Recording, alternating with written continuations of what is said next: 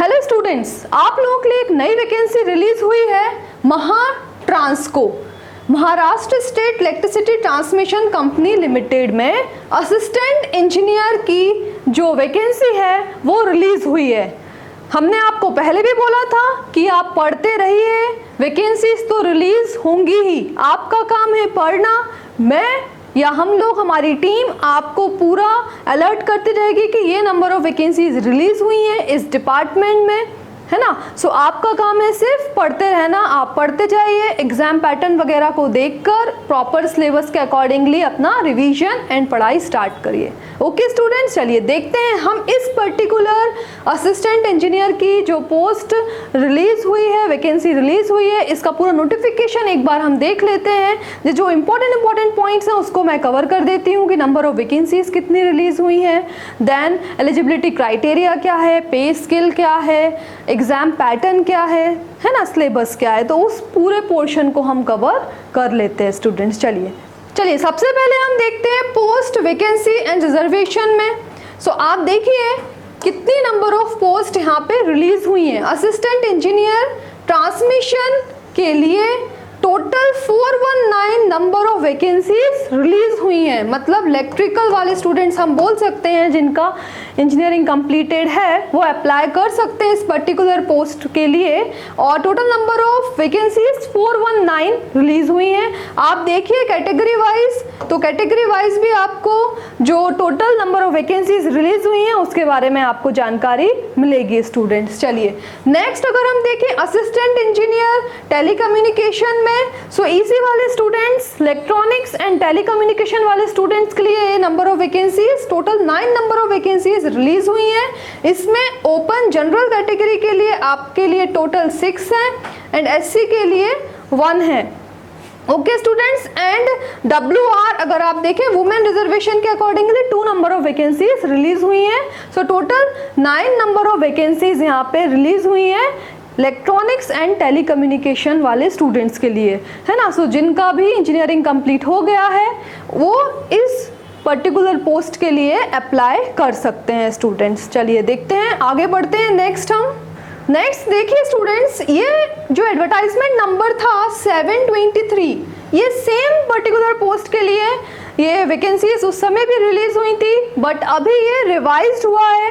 कुछ technical issue की वजह से उस समय कुछ ऐसा हुआ होगा, तो वो अभी रिवाइज होके फिर से आपको ये पर्टिकुलर पोस्ट के लिए वैकेंसीज रिलीज हुई हैं। तो जो भी स्टूडेंट्स ने उस समय फॉर्म फिल कर दिया था तो उनको फिर से इस पर्टिकुलर पोस्ट के लिए फॉर्म फिल करना होगा, है ना। और लास्ट वाला जो आपने पहले इस एडवर्टाइजमेंट नंबर के लिए जो आपने पे किया था वो आपको अगेन आपके अकाउंट में वो रिम्बर्स हो जाएगा। ओके स्टूडेंट्स, तो आपको क्या करना है, अगेन ये फॉर्म फिल करना ही होगा। अगर आपने इस पर्टिकुलर एडवर्टाइजमेंट नंबर के लिए फॉर्म फिल करा था तो अभी आपको फिर से इस पर्टिकुलर पोस्ट के लिए फॉर्म फिल करना ही होगा, आपको पर्टिकुलर इस पोस्ट के लिए अप्लाई करना ही होगा, ठीक है। जो आपका लास्ट पेमेंट था वो आपके अकाउंट में आ जाएगा। Done students.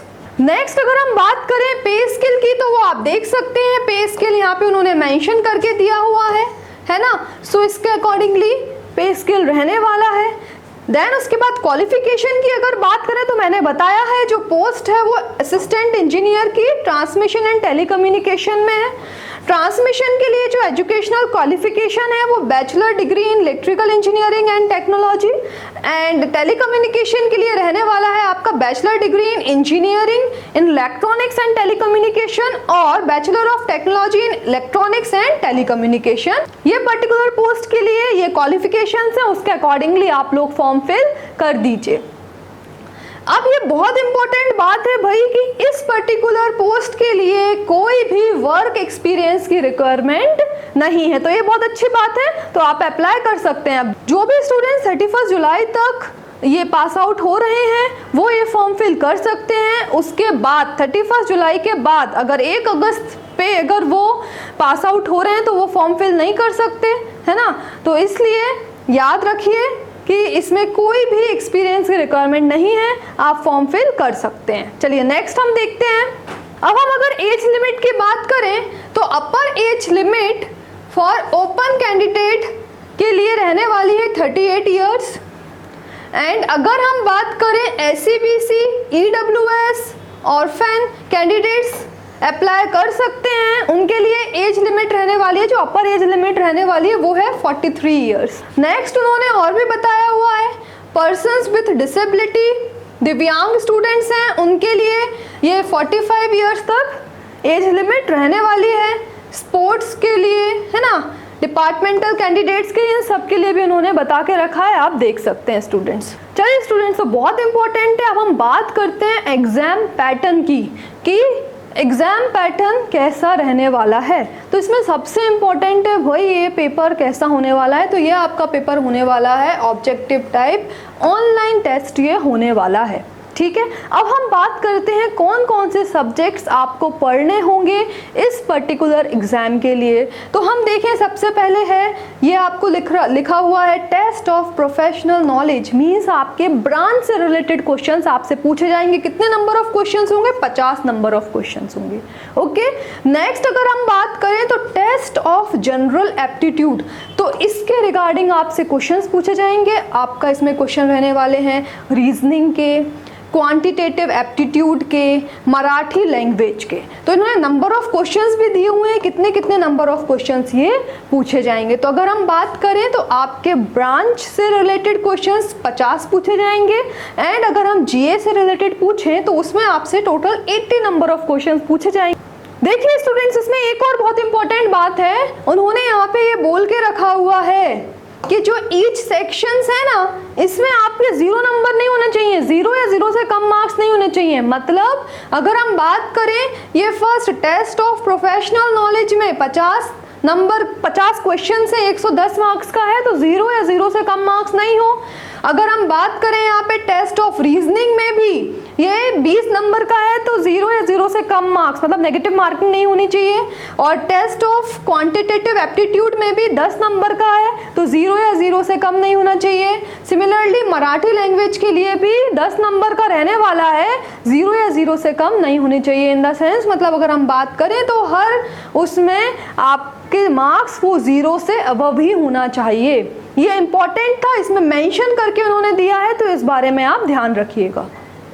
आप देख सकते हैं यहाँ पे centre for online written test, ये उन्होंने बहुत सारी सिटीज सेंटर्स के उन्होंने नाम बताए हुए हैं, आप उसके अकॉर्डिंगली सिलेक्ट करके फॉर्म फिल कर दीजिएगा। अब हम अगर बात करें एप्लीकेशन फीस की स्टूडेंट्स, तो उसके रिलेटेड हम बात कर लेते हैं।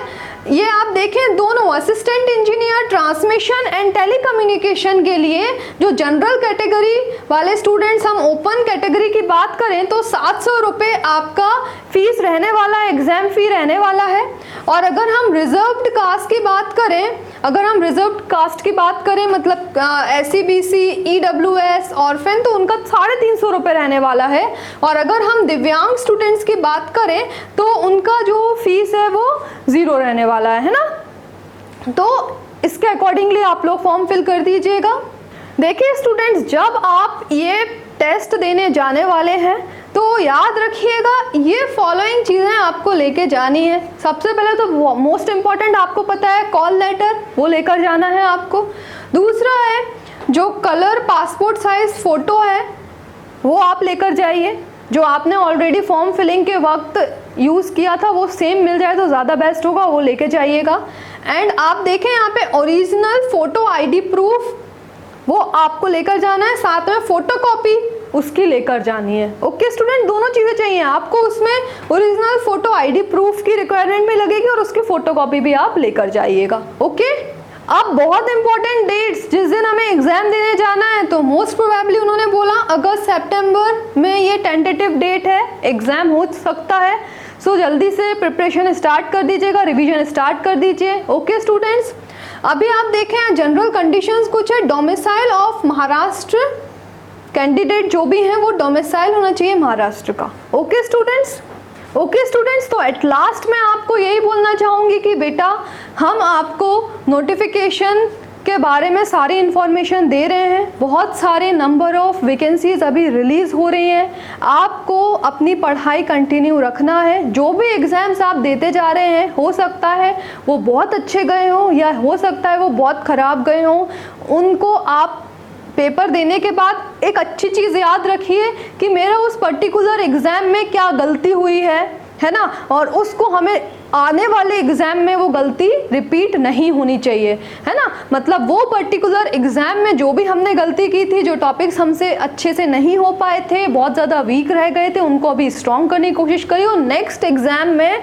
वो आपके पर्टिकुलर टॉपिक्स बहुत अच्छे से स्ट्रॉन्ग होने चाहिए। साथ में रिविज़न भी करना होगा, जो ऑलरेडी आपने भले ही 2 दिन पहले ही एग्ज़ाम था, है ना, आपने रिविज़न किया होगा, आपको लग रहा है फिर से आपको रिविज़न करना ही पड़ेगा, है ना। अपकमिंग मान लीजिए 20 दिन बाद एग्जाम होने वाला है, तो आपको रिवीजन करना बहुत ज़रूरी है। रिवीजन ज़रूर करते जाइएगा और जो भी आपको बहुत वीक टॉपिक लगे थे उनको स्ट्रॉन्ग करने की कोशिश करिए। ओके स्टूडेंट्स, तो वैकेंसीज बहुत सारी अभी आने वाली हैं, तो उनके बारे में भी हम आपको बिल्कुल बताएंगे और ऐसे ही आपको और पूरा अपडेशन मिलता जाए हर एक एग्ज़ाम का, तो आप इस चैनल को सब्सक्राइब करिए, बेल बटन को हिट करिए और वीडियो को लाइक करना मत भूलिए। Thank you students.